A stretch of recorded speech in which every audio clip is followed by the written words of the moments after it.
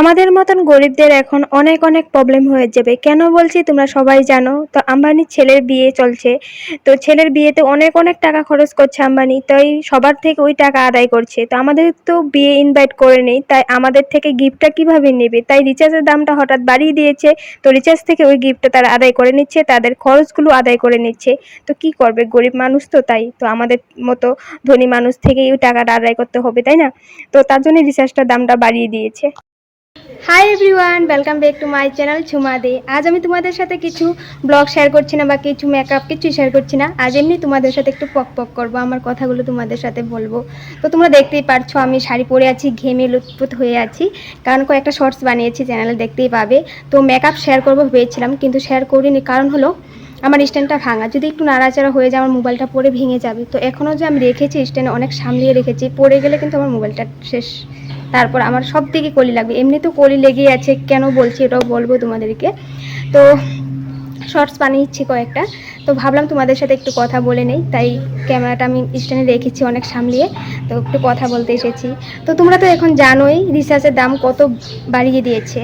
তো এখন আমাদের জন্য, আমাদের ইউটিউবদের জন্য, ইউটিউব যারা করে, যাদের মানে ইউটিউব থেকে এখন ইনকাম হয় না, তাদের জন্য তো অনেক প্রবলেম হয়ে যাবে। কারণ ইউটিউবের ভিডিও যেগুলো ব্লগ আমরা আপলোড করি, অনেক এমবির প্রয়োজন হয়, কিন্তু কম এমবিতেও করা যায়, কিন্তু করা গেলে কি হবে, ভিডিও কোয়ালিটি একদমই খারাপ হয়ে যায়। তো এখন যা হয়েছে রিচার্জের দাম, তো আমাদের জন্য তো অনেক প্রবলেম হয়ে যাবে না? আমাদের মতন অনেকে আছে। তবুও ভেবেছিলাম যে ইউটিউব থেকে আমি যদি ইনকাম করতে পারতাম বা ইউটিউবে আমার ব্লগগুলো ভিউজ হতো, তবে হয়তো এগুলো প্রবলেম আমার সম্মুখীন হতো না। তো আমার বাবা থেকে নিতে পারি, ভাইদের থেকেও নিতে পারি, কিন্তু আমার ভালো লাগে না চাইতে। কারণ এখন যেহেতু আমি বড় হয়েছি, নিজের ইনকামটা নিজের করা দরকার। নিজের খরচটা নিজে যদি বের করতে পারতাম ভালো লাগতো। তো একটুকু বের করতে পারি না নিজের খরচটা। তো বাবা মার উপরেই চলি, ভাইদের উপরেই চলি। নিজের খরচ এখন পর্যন্ত আমি নিজের খরচটা করতে পারি না, কারণ আমি নিজে ইনকাম করতেই পারছি না। যেটাও আমি ভেবেছিলাম ইউটিউব থেকে করব, ইউটিউব ইনকাম করতে পারলে আমার রিচার্জটা তো আমি করতে পারবো, আমার টুকটাক যেগুলো জিনিসের দরকার এগুলো আমি নিজে কিনতে পারবো। তো আমার দ্বারা কিছুই হচ্ছে না, সত্যি আমি বেকার, একদম বেকার। ইউটিউব যদিও করছি 2 বছর হয়ে গেল, এখন হিন্দি চ্যানেল খুলেছি, তোমরা ওই চ্যানেলটা সাবস্ক্রাইব করে নিও, আর ওটার নাম হলো দেশি ফুড কিচেন। তো যাই হোক, আমার অনেকটাই খারাপ লাগে এখন রিচার্জের দাম এত বাড়িয়ে দিয়েছে। এখন রিচার্জের জন্য তো আমাদের মানে প্রবলেম হয়ে যায়, কারণ এমবির অনেক প্রয়োজন। যদি আমি 1000, এখন তো 239-এ আগে পেয়ে যেতাম 1.5 জিবি, ওটা দিয়ে হয়ে যেত। এখন তো ওটা হবে না, এখন 350 টাকা ভরতে হবে। সব দিকে প্রবলেম হচ্ছে। তাই এতটা টাকা মাসে মাসে ভরালে মানে অনেকটাই হয়ে যায়। তো যদি আমি নিজে ইনকাম করতে পারতাম তখন ভরাতাম, কোনো খারাপ লাগতো না। তো আমাদের জন্য, আমাদের মতন অনেকেরই আছে, অনেক প্রবলেম হয়ে যাবে ইউটিউব করলে, কারণ অনেক এমবির প্রয়োজন হয়। আর 5G মোবাইল নিয়েও মানুষের কী লাভ হবে, কারণ 5G নেট পেতে হলেও দামি প্যাক ভরাতে হবে, তবে গিয়ে 5Gটা পাবে। তো সব দিকে একই প্রবলেম, কিন্তু একই হচ্ছে। তো আগে তবু আমরা 250 টাকাতে পেয়ে যেতাম, যেটুকু হয়ে যেত, এখন তো ওটাও পাচ্ছি না। সব দিকেই প্রবলেম, কী করবে মানুষে এখন। তো নিজের ইনকাম যদি যারা নিজে করতে না পারে, তাদের জন্য তো অনেক প্রবলেম হয়ে যাবে। যেমন আমার জন্য, আমার তো চাইতে খারাপ লাগছে এখন। তো তার জন্য আমি মানে যদিও আমি ভরিও, তো আমার কম প্যাকটাই ভরাতে হবে।